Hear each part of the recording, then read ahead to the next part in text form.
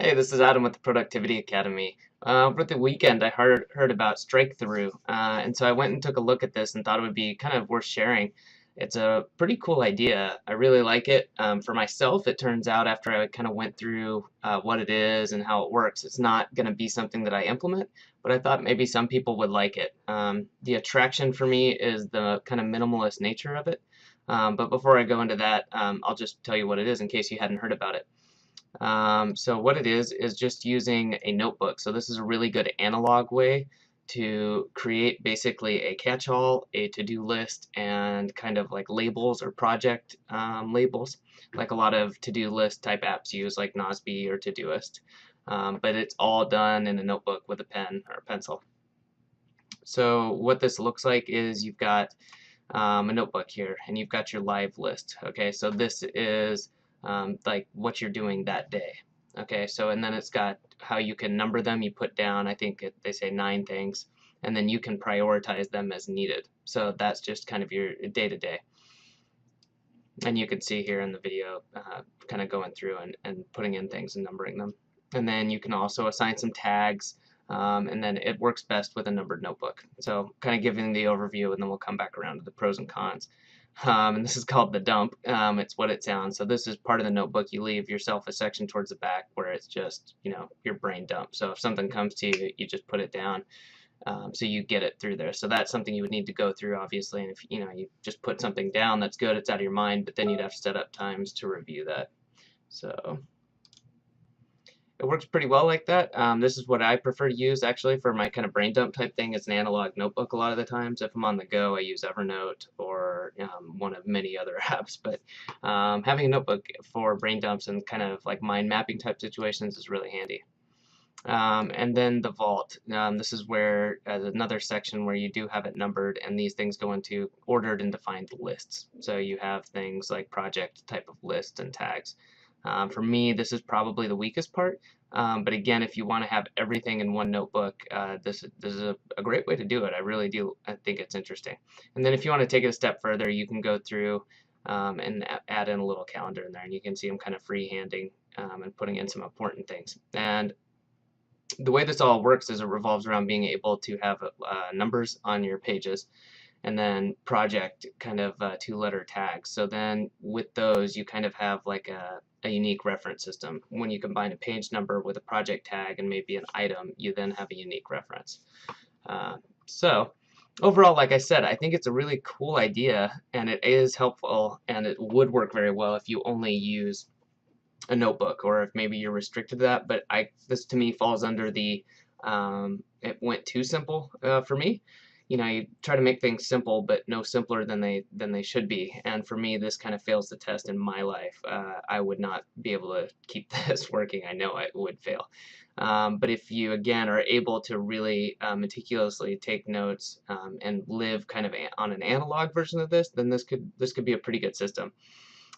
So what I'm going to do next is just show you a quick outline of how I do this and how I try to keep it simple, but for me realistic, because I have a phone. I almost always have it with me, and I'm generally near a computer, but I do keep a notebook with me for some kind of partial applications of what they're talking about here. So we're going to slide over into that, and I'll show you that real quick.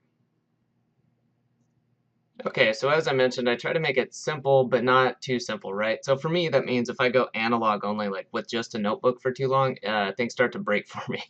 And that may be because I'm lazy, but I need reminders. So that's really a big part of why I like things digital, especially with a system on my phone and or my computer. It's having the reminders and being able to schedule things like reminders. So the first thing, obviously, is my phone. Okay, so I use Todoist. I'm a big fan. I also like Nosby. Wunderlist is pretty good. There's a ton. Take your pick, whatever you like best and works for you. That's the best one out there. So generally, this is my go-to. I almost always have my phone on me. It's usually charged. I can pull out Todoist or Evernote on my phone and almost immediately jot something down. The only thing I don't like with Todoist right now is that it's not going to today, and I start to accumulate a lot of tasks, and if they don't have a specific date on them, sometimes they get buried. But anyway, small nitpick there, because the idea is to just get things down. And then if I need a reminder, you can put in specific dates, which is really handy, because a lot of times I don't need to do something today, but it may be something as simple as the furnace filter needs changing out, but that's 3 months from now. But I don't want to write it down and try to remember it, so I just put myself down a reminder right there, and that works really well.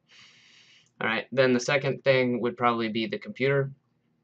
So if you're using any sort of modern computer, this shouldn't be a problem. You can use Evernote, Todoist, again, Nosby, Wunderlist. I know some people who use Word documents, some sort of hierarchical structure to it. That's fine. Hopefully you're not around a computer 24 hours a day. You got to have some free time, but this is where you can do a lot of powerful planning and brainstorming.